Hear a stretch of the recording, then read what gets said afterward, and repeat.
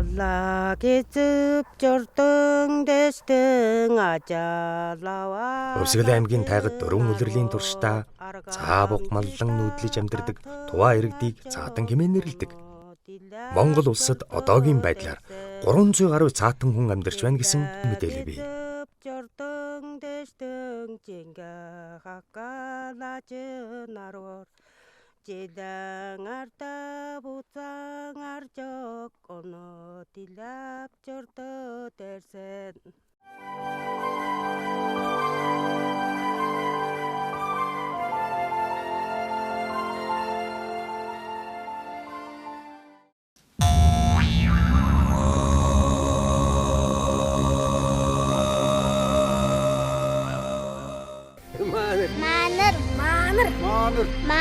Манар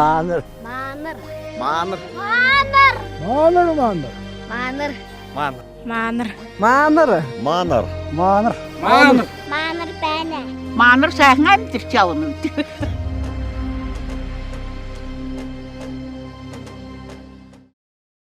Өнөөдрийн байдлаар Цагаан нуур сумын ерөнхий боловсролын сургуульд нийт цаачдын малчдын 150 гаруй Туваа хүүхдүүд сурч байна. Энэ хүүхдүүдээ цаашдын өв соёлоо авч үлдэх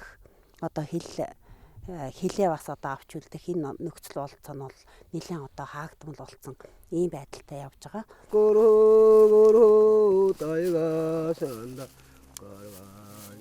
Нэгэн үе Хөвсгөл аймгийн Цагаан нуур сумын дунд сургуульд Туваа хэлийг зааж байсан бол өнөөдөр болсон нь цаачин хүмүүсийн үндсэн хэлээ мартах болсон гол шалтгаан гэдгийг тэд хэлдэг.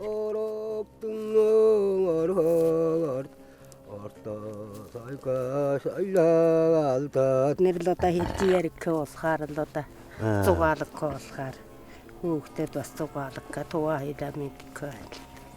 Тэгээд зарим нэгнүүд хийжсэн нь бол хүн ярьсан яриагаа сурч авсан байд. Одоо манай хөө бол бид нар яриагаа байсан ч өөрөө сурч авсан ч удаатай ярьж байд. Тэрэн шиг бол өөрснөө хийчээвэл бүгд сурна л та. Хийчээд сурна.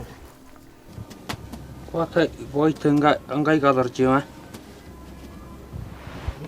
Витте вот он агвитер. Олла Оришагнул старолсын тагаараа тэргэслэхэн итэг тонн гадаараа баска. Одоо бидний цаанаас мартах ямар ч яасан энэ нэг хэмээн мэдээд явууллаа шиг. Бидний ардсан хүүхдэд тарина. Одоо тэгээд энэ сургуульд тэр хүмүүлэн тэр Туваа багш нар ирж Туваа хэл заадаг байхад хүүхдэд Туваа хэлийг их сайн сурч их сайн өстө тайгийн хөнгөх нуур сумын Цагаан нуурын хүүхдэд тэр чигээрээ Туваа хэл мэддэг байсан. Одоо тийм сургууль хийчээл заах болохоор тэгээд хоорондоо ярихгүй болох.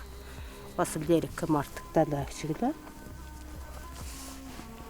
1990 онд Туваа багш нар ирж нэг жилийн хугацаатай Туваа хэлийг зааж исэн бол 2013 онд зуны сургалтаар нэг сарын хугацаатай Туваа хэлийг заасан ийм төвөгтэй байдаг. Түүнээс хойш бол Туваа хэлний сургалт орхигдсон байгаа. 2021 оны 10 дугаар сарын 4-ний өдөр боловсрол соёлын шинжилгээ ухааны сайд инх амгалангийн санаачлагаар Туваа хэлний сургалтын жишг хөтөлбөрийг баталж гаргасан. Энэ хөтөлбөрийг 2022-оос 23 оны хичээлээс гадуурх үйл ажиллагаагаар зохион байгуулахаар төлөвлөсөн байгаа.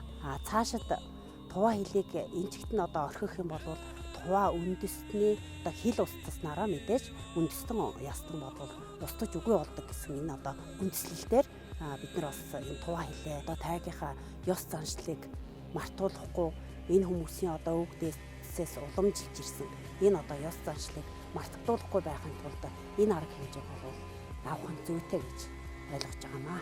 Оросын холбооны улстай хэлийн зурвас тогтоох үед цаатан хүмүүсийн ах дүүс хэлийн хоёр талд хуваагдсан нь өнөөдөрч хэвээрээ гин. Ах дүү төрөл төрөсөд сандаг тухай нулимстай ярих эрдэнэ чимгийн ах дүүс нь Хэлийн цаана үлджээ. Одоо тэгээд манай улсад нэг хил хязгаарлах үе зарим нь хилээ цаана зарим нь наан үлдэсэн эндээс нутагшаа цаана үлдэсэн цаашаага очин нутагшаа тэгээд одоо тэгээд хөгшин улсад нь тэгээд баг яакла дэвэр хөвгтөд нь байдаг.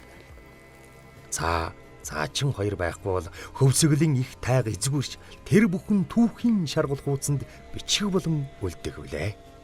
Одоо тэгээд цаа гэдэг амтэн юу байгаа юм? Монгол улсын хэмжээнд цөөхөн хэдэн толгой ийм малыг эсгэж үржүүлж явах нь бол биднэрээ үүрэг амьдрал аж амьдрал юм. Тэгээд цаа гэж юм үгүй болж бол одоо тэгээд тайгнд хүн гэж байгл болгоо шээ.